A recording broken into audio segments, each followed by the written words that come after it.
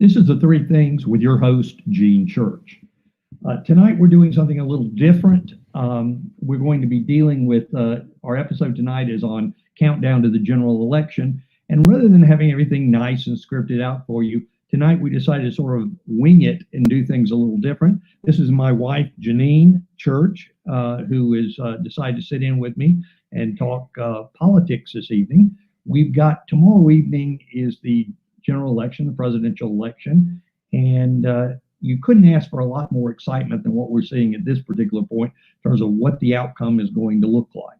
And it is going to be a very different kind of situation, I believe, that we're going to look at this time than we saw in 2016, but it's going to have a lot of vast similarities that I think that you're going to be able to see as well. One of the things I think we all know, because we can see it on television, and we're seeing this on sort of an everyday basis, is that there is a tremendous momentum going on. And I'm a big believer in momentum, or as they used to refer to it as the big mo. I think it makes a difference in campaign. Joe Biden's campaign is at best lackluster right now. He spends most of his time hiding out in the basement, and I think he's perfectly comfortable there and in Delaware if he didn't have to get out. But the problem is his poll leads that he's had have been slipping away, and as a result of that, you've seen an instance of where things have been drawing up, and they've had no choice but to try to bring things out closer, try to make sure that they get him out into the field, and that in and of itself has brought its own set of problems. So you've got this issue because Donald Trump has been like a dynamo since the time of his COVID diagnosis. I think that's one of the interesting things that we see that's happened as a result of this. Trump was, the press was just literally salivating at the idea that he had COVID. Not only that he might die or something along the way, but more importantly, even than that, is that he would be too much of in a weakened state at his age to be able to go out and campaign. Well, the reality is we have seen that is not the case. And what we've really been able to see, as far as that's concerned, is a tremendous amount of energy. You've got a candidate here who goes out 4 or 5 campaign stops a day right now and has energy. Last night he was out until after 1 o'clock in the morning in Miami. And so what you're seeing is just a tremendous amount of energy that probably surprised a great deal of people and actually looked very similar to where he was 4 years ago when we were dealing with this. Another issue that I think is out there is this Hunter Biden issue. There are people who think that it does not matter, but I think the Hunter Biden issue matters for a separate reason than the corruption of the Biden family. And that is, it has become clear to the public that the press is corrupt, that the press is wholly in the tank for the Democratic Party and will say and do whatever they have to do to be able to try to sway this election away from Donald Trump. Why is that? Well, I think the bottom line here is that we have had a situation where the public has been able to see clearly that Trump pointed out the errors of the press itself. When he referred to the press as the enemy of the people, it became clear that that was actually the case.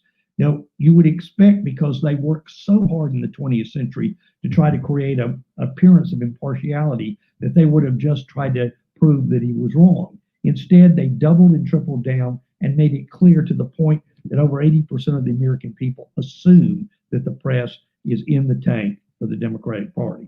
So I think that's one of the things that's made a difference. Another thing that's beginning to make a difference and that's changed the momentum is that the public is seeing that the Democratic Party is too far left, at least for a comfort level for, I think, a number of people, even within the Democratic Party.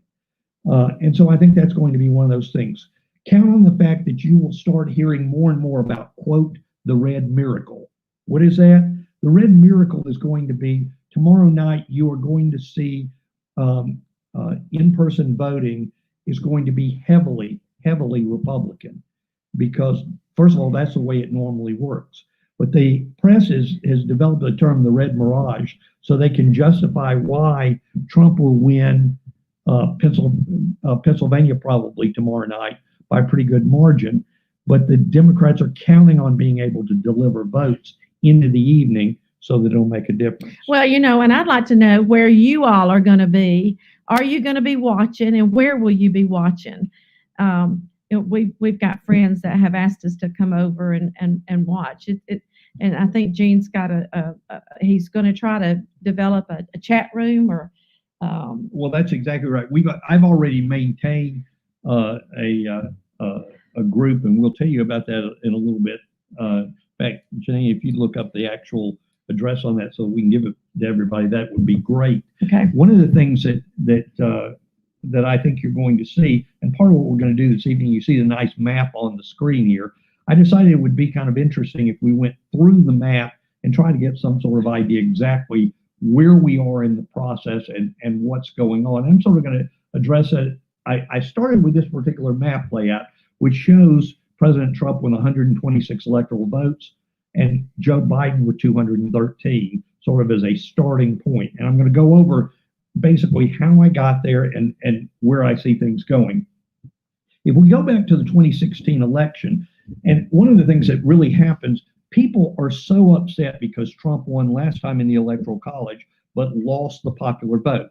Now, this is not the only time it happened. People are aware in recent history when it happened in 2000 with George W. Bush and the situation there with his win. So there have been two somewhat recent modern times instances where you've seen where the public, the popular vote's gone one way, but the Electoral College has gone the other. The reality about this, as upset as Democrats are about the entire process, is that the Electoral College and the circumstances have weighed heavily in the Democrats' favor for quite a long time, even if they don't think so. Let me give you a good example of this. In the particular, you'll note that I start out with Biden with 213 of the 270 votes that are needed, and Trump with 126. Part of the reason that you're dealing with that is because many of the larger states are Democrat states. Take California, for example. You need 270 votes, electoral votes, to be able to win. Well, California's 55 of them right there. New York is another 29. New Jersey's 14.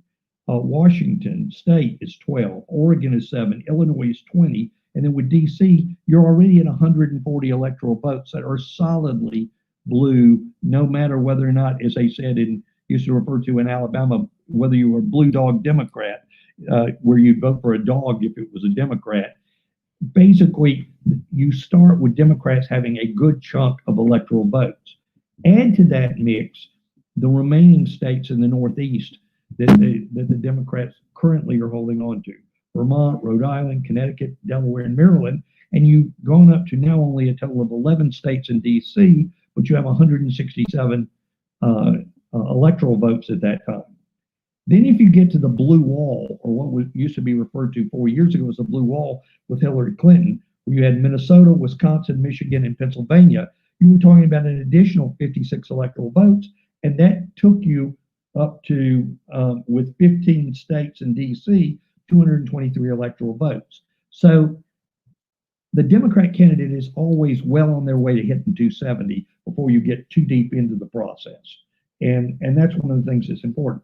So what I want to do is I want to go through the map right now with you that's up on the screen to give you an idea of where I see things going and the particular states I want to talk about. The first state I want to talk about this evening that's not in color yet, is still grayed out, is Ohio. One of the reasons for Ohio, the reasons is that it is important. Let me just take a break. There's a couple of comments. Sure. Which are really good comments. Okay. I know from Janie Hyatt Pierce said that so many of her friends that live in Southern California are fed up there and I think they're going red, right? And then somebody, Kristen, said that she's been watching is that Jason Dean? Anyway, so I'm not familiar with that site, but I guess that's a site of Republicans. So I just wanted to acknowledge these comments from some of these people that's coming in. And we appreciate you watching. Amanda, Rich, there's Sheila. Thank y'all for jumping on. Scott Thomas, he's got several people watching with him. So, and we appreciate you jumping on. Yeah, and so you'll know this evening we're actually trying to look at comments that are being made, and if there's any questions, feel free to throw them in, and we'll see if we can discuss the particular issues that are being talked about. I do hear people say all the time, "Oh, I think it's going to be a red wave." I don't know whether it's going to be a red wave or not. I mean, I tend to believe that we may have a disconnect this time, like we did in 2016, between the popular vote and the Electoral College, and it wouldn't surprise me at all to see that kind of thing be the result that we're going to see this time. But let me go back to what I was talking about on Ohio. Generally, and in fact, the reality is no Republican has ever been elected president that did not carry the state of Ohio. So from Trump's perspective, it's just crazy. Good luck and everything else. Yeah. Ohio was a key state. And in fact, a lot of people don't realize how many presidents we've had from Ohio. So it actually plays an important part historically in the election of a president. More importantly, there has not been but one time in the last 76 years that the winner did not win Ohio, and that was in 1960 when they chose Nixon, and Kennedy barely squeaked out a win in 1960 to beat Richard Nixon at that time. So that's been the only exception to it. So it becomes an incredibly important race, which will probably make you like some of the things that I've got to say if you're a Trump fan right now. Real Clear Politics average on Ohio right now lists Trump as leading by 1.4%. Let me say in general, when we talk about polling, that I think that the polling is weighted toward Joe Biden for a lot of different reasons. And I do believe there's a certain amount of hidden Trump voters that are out there. And so I do think that there is some significance to that, much like the issue that was being raised about California. I think we're beginning to see people who are getting braver about stepping up. But I think those closet Trumpers are coming out of the closet.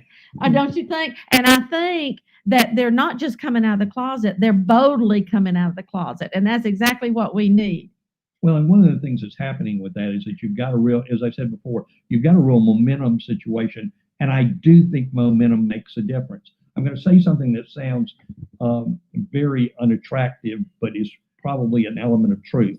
You've got people on the right or the left that are very strong politically and who care about things, but there is a large segment in the middle who historically sort of just go with the flow and want to be on the side of the winner. You might even call them sheep from that perspective, and who are influenced by those people around them. And we all know people like that, where if things are going a certain way, they want to make sure they're on the right side. You mean they want to be on the winning team? Yes. And so I think momentum makes a difference. The fact that Biden cannot get together a crowd worth anything, even though he blames it on COVID and says, look, we're trying to do social distancing and so forth, it isn't a very believable thing when 20 cars show up someplace, or when his biggest event, I think his biggest event ever was in Atlanta last week when he got 300 cars. And I watched a segment of him today, and I thought, as I was watching it, I thought, these are not people. These are, I think he had a sound machine. I think he had a sound machine with clapping and car horns, because it did not sound like a car that was there. It sounded like a machine. I mean, I don't think anybody's showing up. Well, and I don't think the numbers are where they are right now.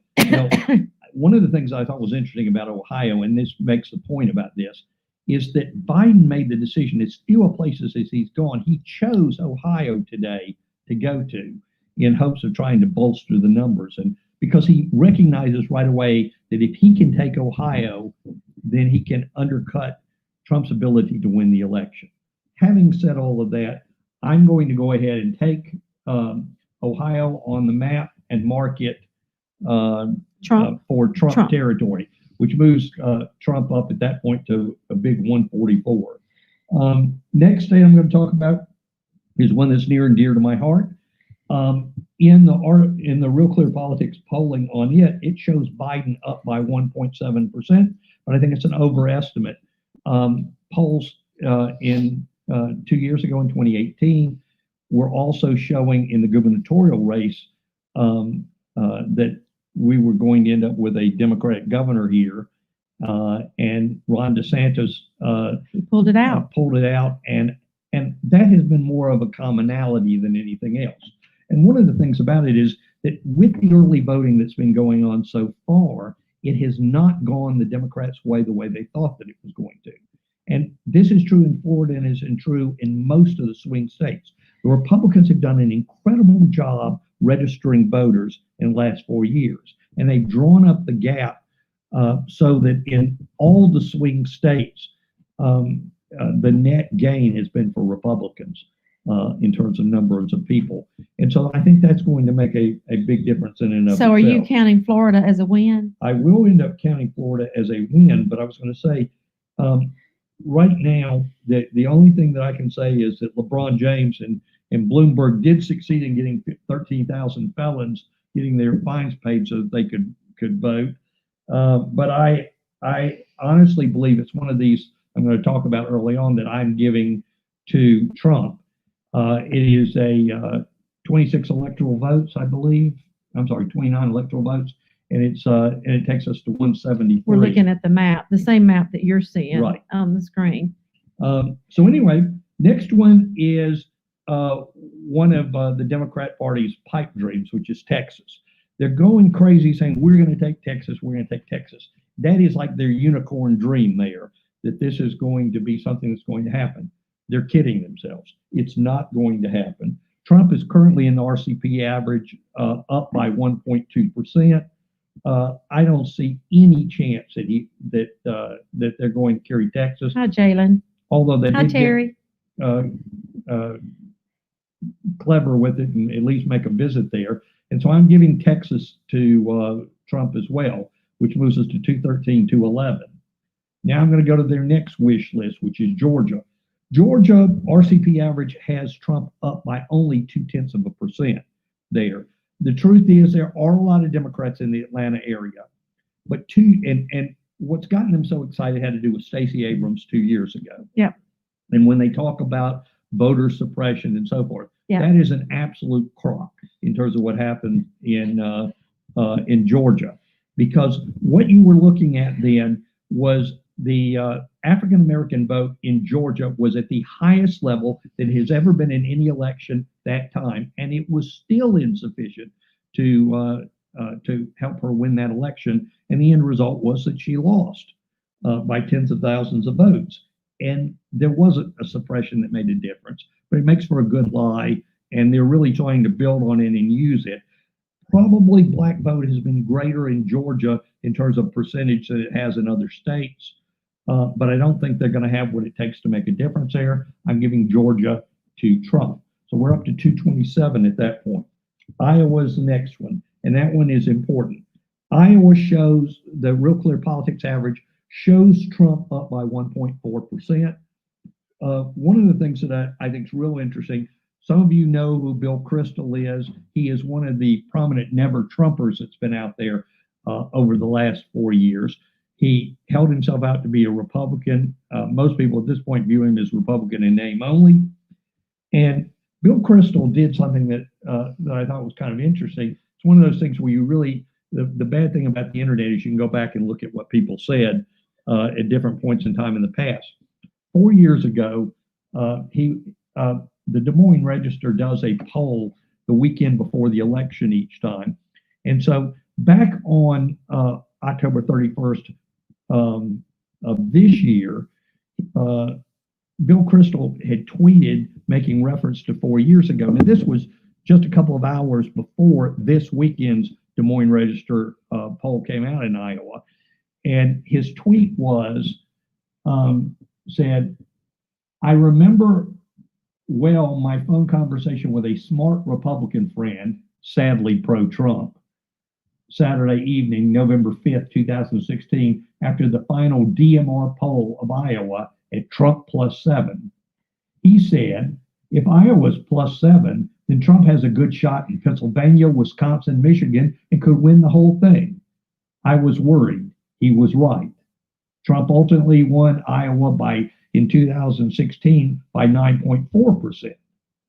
And what was really interesting about that is I said it was a couple hours later, the Des Moines, Iowa poll did come out this weekend, and it showed a huge shift to Trump, to basically the same percentage of +7 for Trump in that area. And so that boosted the Real Clear Politics average, gets me back to our map that we're talking about, and I give Iowa to Trump. So we're at 233. Next one is North Carolina. Real Clear Politics average has Trump up by 0.5% there. I think he's going to carry it. And I also think it'll have a lot of impact on the Senate race. Now, the reason that that's significant is that you're now at 248, needing 270 to get there. So where do we go there next on the map? I'm going to Arizona next. In that instance, wait a minute. Yes. Did y'all see that video? If you haven't seen it, go to my Facebook page and find it.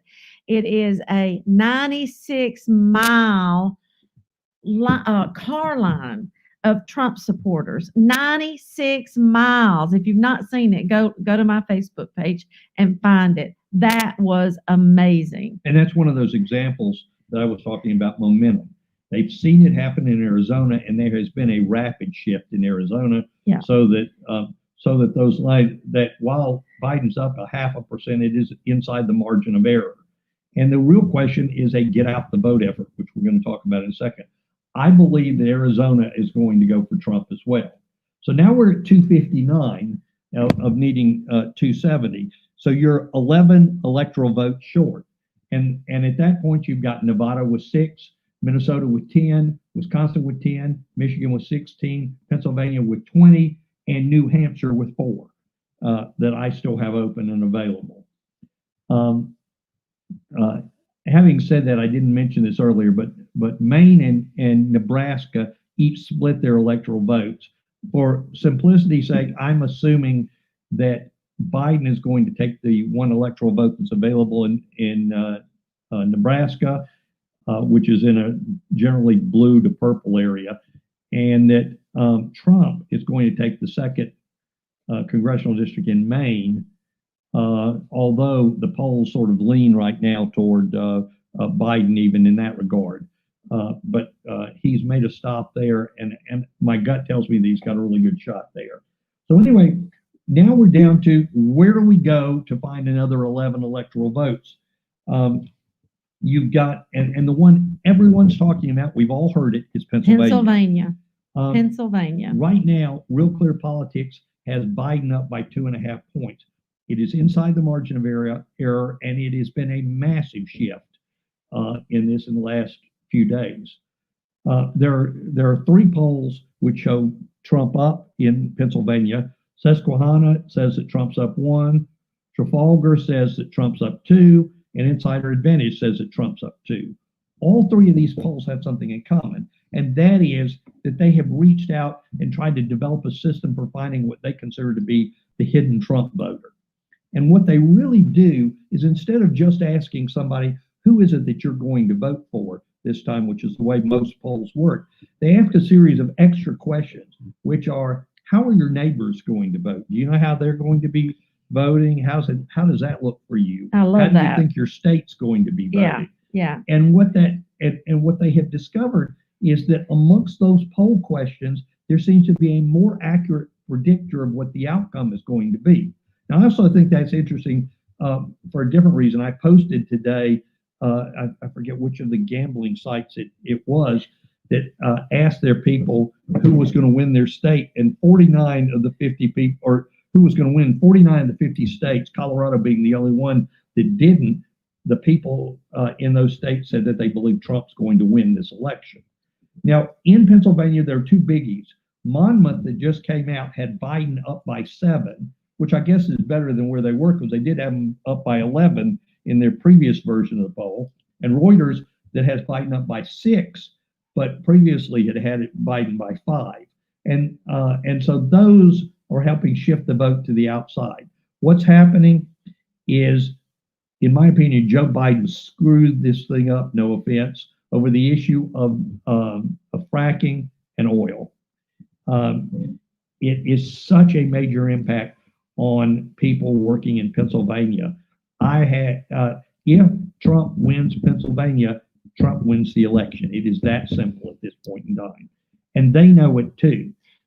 Tomorrow night, election night, you're going to see, in all likelihood, the polls are going to show, of those people who vote election night, they're going to show Trump winning Pennsylvania.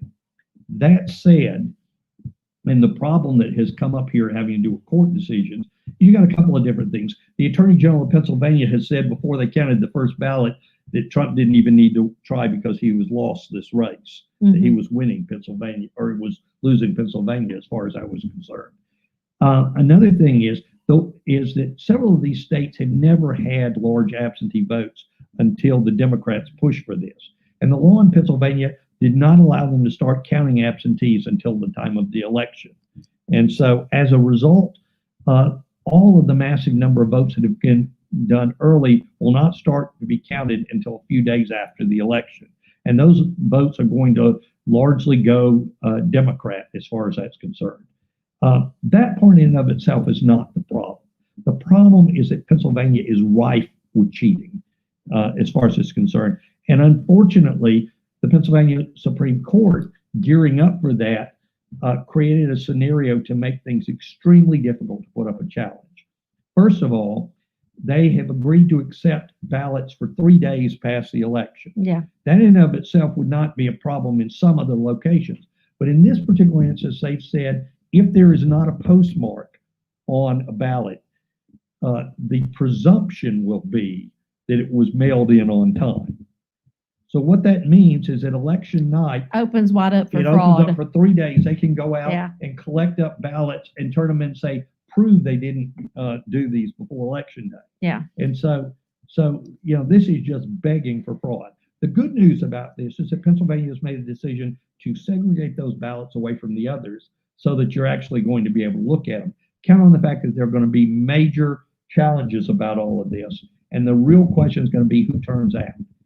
Trump, once again, is showing tremendous momentum. You've seen the number of visits he's taken to Pennsylvania, but you've also seen an instance today, for example, both Joe Biden and his wife, Kamala Harris and her husband, went to 4 different places in Pennsylvania because they know how important it is that they win in that particular location.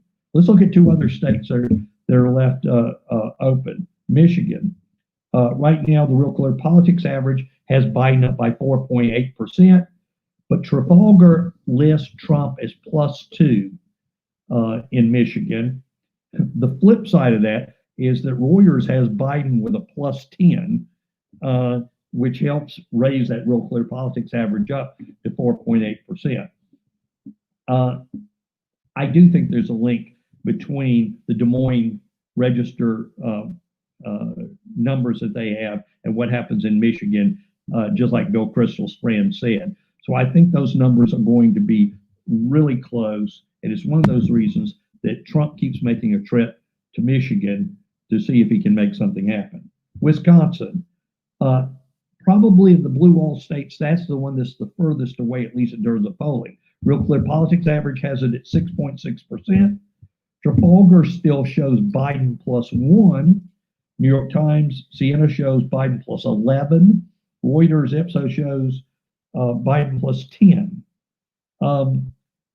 Trump has Brett Favre of the Green Bay Packers, who has endorsed him. And as Scott Walker said, you couldn't ask for a better endorsement for Trump in the state of Wisconsin. Yeah. So that one is a question, but that's out there. 2 other states that we have, or 3 other states that we have remaining open. Nevada is a closer state. It shows Biden up by 3.6. The polls are within the margin of error there. Trump has made visits to Nevada. Wednesday, he made one there on the border. Thursday, Pence went there. Why did he do it on the border? Well, he did it on the border because they were trying to keep him from being able to have a large crowd there, and we're trying to limit the number of people there. And he was able to be right there in the television market for both Arizona and Oh, Nevada, so he got a twofer out of the deal. oh, wow. That worked out to his benefit. Hillary won Nevada by 27,000 votes. But, and this is important, there were 47,800 more Democrats than Republicans who voted in Nevada last time. So effectively, what that meant was that there were 20,000 Democrats who had crossed over 4 years ago, apparently to vote for Donald Trump. So, so the fact that these numbers are drawing up, just because they are on a pro-Democrat side, Nevada is a state with those 6 electoral votes that Trump did not carry last time, for which I believe he's got a fair shot at being able to carry. New Hampshire, another one that he did not carry last time. He lost it by 2,736 votes. So he's been interested. He's had 3 rallies there. He had 2 of them last month. Pence has been there several times. They've sent surrogates. The polling, though, shows anywhere from 8 to 12% for Biden. So I would probably count New Hampshire for Biden, but the reality is Trump's internal polls show Trump down only by about 3%. So they're continuing to try hard there, even though you're only talking about 4 electoral votes. And so basically that's the rundown that you've got here. I think Trump's got an excellent chance of pulling it up. Oh, I left out Minnesota. That was the only other one we have left. 10 electoral votes. Biden shows up by 4.3%. Trafalgar shows Biden by 3%. And once again, I think this is one where Trump really and truly is hoping to be able to do that because he came so close last time. It's just a favorite for him. I think it may be a pipe dream for Trump for Minnesota, but we'll certainly have a clear picture tomorrow evening because that's going to be one that will clearly stand out. Let me address one other issue having to do with politics on this thing, and that is the issue of Senate races. The Democrats are really and truly hoping that they can pull something off on Senate seats. And they were a lot more hopeful before the Des Moines Register polls came out and made it clear that pulled Joni Ernst, the senator from Iowa, Republican senator, to +2 in Iowa on average. And so real clear politics currently assumes with no toss-ups that you end up with 50 Democrats and 50 Republicans in the Senate. So whoever ends up winning the presidency controls the Senate. Now, I think that also misses some of the mark. For one thing, you've got in North Carolina, they're showing the Democratic challenger, Cunningham, up by 2.3% against Tom Tillis, who is the current senator that's there, Republican. And he led a good bit of the time, was up by as much as 6%. He's a military man. Everything was going very well for them until his affair came out. Yes. And his wife has kicked him out, and he's facing military charges. And so all of this honor and duty and things that he had has drawn the polls up substantially. And so I think there's a very good possibility that Tillis holds on to that seat as well. And if that happens, the Republicans will certainly be in a position to be able to hold on to the Senate. So I think that is a clear possibility as far as that's concerned. You've also got Arizona. Kelly, the astronaut, is leading there against McSally, the Republican senator. I think that is one that there's still a clear shot for the Democrats to be able to lose that one, and it may draw up as far as that one's concerned as well. I think Maine, I think Susan Collins could pull that out. It's going to be close. It'll be tight, but I think she could still win in Maine. I think Colorado is lost. I think the Democrats are going to get that seat. But Montana, I believe that the Republicans are going to hold on there. And as a result, I think that the Republicans will continue to hold the Senate as far as that's concerned. Do we have any questions? Well, I was just looking, I don't know if there's any questions, but I did see a couple of comments that I thought were really good. Crystal Vinson says my county is voting tomorrow. Michigan, I can definitely see a win. Kristen said that. Crystal also said a lot of counties in west central Minnesota have done early voting, and some went mail-in only. I think we're good in Florida. I think we're good. I think we're good in Alabama. Yeah, somebody said. I think that was Jerry. Well, that happens to be one of those places on the Senate side. The Democrats are going to lose Doug Jones, and that's going to be a pickup for the Republicans. But Okay. That's already booked into the book. Okay, so Kristen says Susan Collins, they were more concerned with her holding her seat than voting for ACB, so I feel confident in that one too. Yeah, I think you're right. So yeah, I think that even though I feel confident about this momentum, I don't want anybody slacking and thinking and being too confident. I don't think we can be overly confident. I think we've got to do all that we can do. And that's the reason we're doing the show. And, we want to encourage you. Everybody has a circle of influence. And so, you, of course, you go vote, but also use your circle of influence.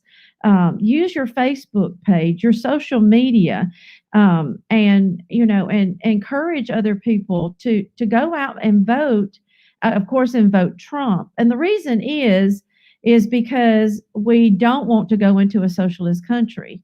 And if Biden and Harris, Biden's not going to last, and everybody knows that, but Harris will take over, and she's as left as she can be, the most left in the Senate. In the Senate, actually. That's And correct. so, I know a lot of young people don't even really know what a socialist country is like.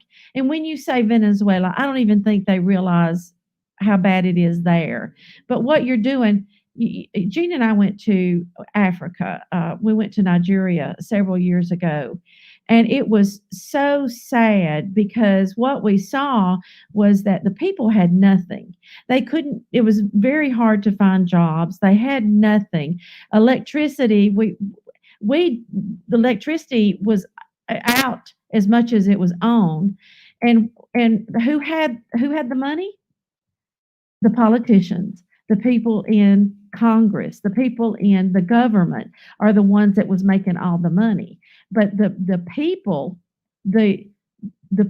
had nothing.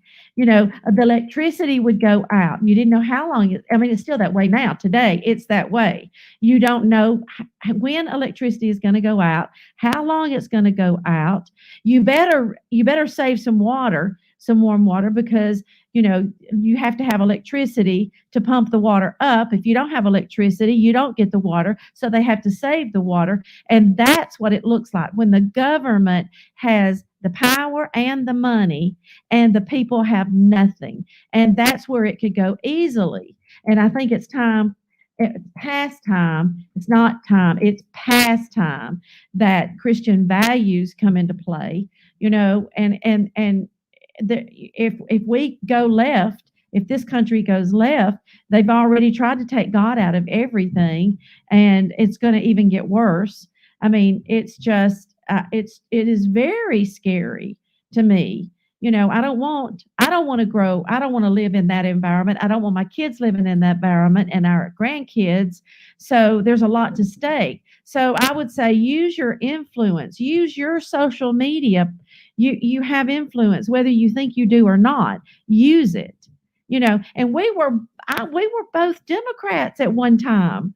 It's like I know. I was a Democrat for 30 or 40 years, but it's not the same today. The Democratic Party is not even the same kind of party as it was when I was a Democrat. 20 years ago. I mean, it's completely changed. It's not the same. And so, we just want you to get out and to vote and encourage all of those around you to get out and vote. Every vote does count. And Colin said something today that I thought, I really have felt that God has had his hand on President Trump. And so, but Colin said something today that was really neat. He said, do your best and trust God to do the rest, but we have to do our best. We have to give him something to bless us. So, that's my 2 cents worth. If you hadn't voted early already, vote tomorrow. Get out there and do it. It makes a huge amount of difference. The numbers are high. But one of the things about it is they're not near as scary as they might appear on their face. No. Because the Republicans have come out big also and have blunted some of what the Democrats have been able to put together. The Democrats' entire operation was based on a premise of having large amounts of cash from social media people, billionaires in Wall Street, and so forth, and being able to use that money to be able to destroy Trump through the media. It has not worked. Thank God. And I think few people could have stood up in the fashion in which he has done and been successful about this. Yeah. I also think, though, that's one of the problems. 4 years ago, Trump had zero ground game. He had a force of personality, and people were interested, and people joined up and pushed a surprise win through. Yeah, and I was not a Trumper. I mean, I was not a Trumper. Well, and my point about this is that in those 4 years, one of the things he has is a tremendous ground game. And conversely, the Democrats, Joe Biden's team made the decision not to have a ground game at all, which is one of the reasons that you see non-existent crowds. It's because there's no one there. Trump could announce today he was going to do something tomorrow morning, and there would be 30,000 people, whatever location he picked out in the entire United States, people were going to show up at that location. That it is not possible for Biden to get those kind of crowds or do those kind of things because people are not excited about it. And when they're not excited, they really were counting on their strategy has been based on the idea that we can make it about personality and we can deal with people who hate dealing with someone from Brooklyn. And they don't like his personality. Hey. And because they don't want to discuss the successes that we're really facing here. But I came up with an outcome that gives Trump a 305 to 233 win for Biden. I think something close to that's going to be what you're going to see as the outcome. Wait, say that. Repeat those numbers again. 305, 233. Okay. I gave Wisconsin to Biden, figuring that's one that Trump is the only one that Trump's not going to be able to pull out. I'm giving Pennsylvania to Trump, Michigan to Trump. I'm giving Minnesota to Trump, and I'm giving Nevada to Biden. If it is as big a red wave as some people are talking about, you might see both Wisconsin and Nevada go for Trump.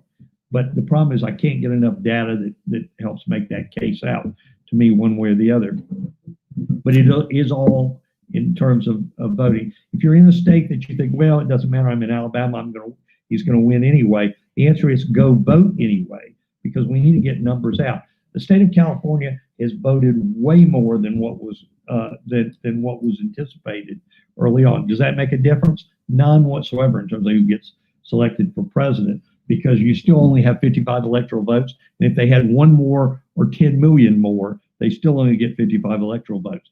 That said, you're going to have to listen to Democrats tell you, well, he didn't win the popular vote. He just won the electoral college, yeah, because they're too ignorant to know that's how we elect presidents. Yeah. Trump is not ignorant, and he knows exactly what he's got to do. That's why the energy is as palpable as it is. We were very fortunate to get to attend the event that was held the other day here in Pensacola, and we saw clear signs of what that was like. I'm going to ask that you stick with us. Tomorrow night, we will not be doing the show tomorrow evening because I'm going to be like all of the rest of you. I'm going to be looking at results and try to figure out what that means. If you will look at my Facebook page, or if you'll go to the Three Things with Gene Church, the Facebook page there, I put a link up on both of those for a group called Trump's Countdown to Election Day. Please sign up and join on Hey, there. Catherine. You'll be able to tomorrow evening Hey, Peg White. begin I'll see you tomorrow night. making posts on there, and we can comment back and forth about what's going on. So I would encourage any of you to sign up in this public group, Trump's Countdown to Election Day, that I have citation on both my We'll post it on okay. this. We'll You'll- post it on this. Okay. A link on here. okay. We appreciate every one of you taking out the time to join us. And so the thing that I want to leave you with is go vote and share your position. You know where that you are pulling for Trump, and influence others to do the same. And for the Three Things, I'm Gene Church.